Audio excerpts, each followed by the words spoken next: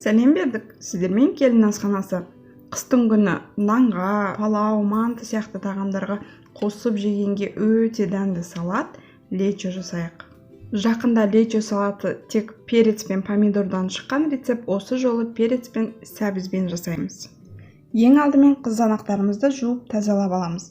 Одан кейін өзімізге мясорубкадан өтуге ыңғайлы етіп кесіп алып, мясорубкадан өткізе береміз. Егер сіздің қызанақтарыңыз менікі сияқты сопақ және етті болып келсе, онда 4 килограмм артылған қызанақтар, яғни пюресін аламыз.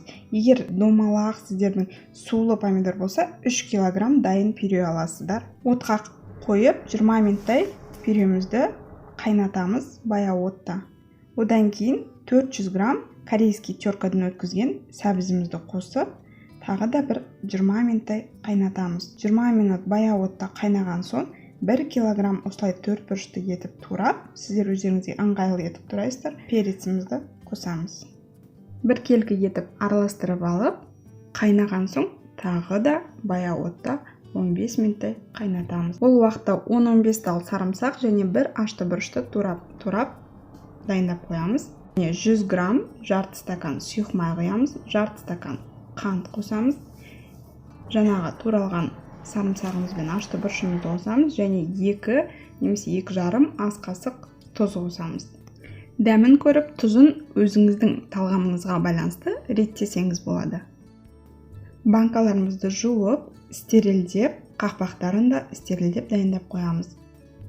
1 шай қасық уксус қостым және 1-2 минут қайнатып, оттан алып, стерилденген банкаларымызға құя береміз.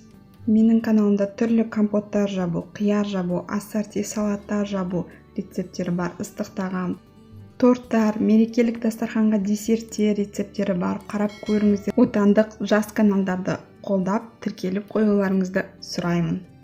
Салатымызды банкаларға құйып болдық, қақпақтарын жауып, жылы жерге төңкеріп, орап қоямыз 1 түнге. Менде 4 1 литрлік банка және 1,07 банка шықты. Және 1 шыныдай артылды. Сол 1 шынының өзін нанға жағып, таласып жеп қойдық, өте дәмді шықты. Жасап көріңіздер. Мынау менің жапқан икра салатым, сәбіз бен қызанақтан жасалған рецебі ертең шығады.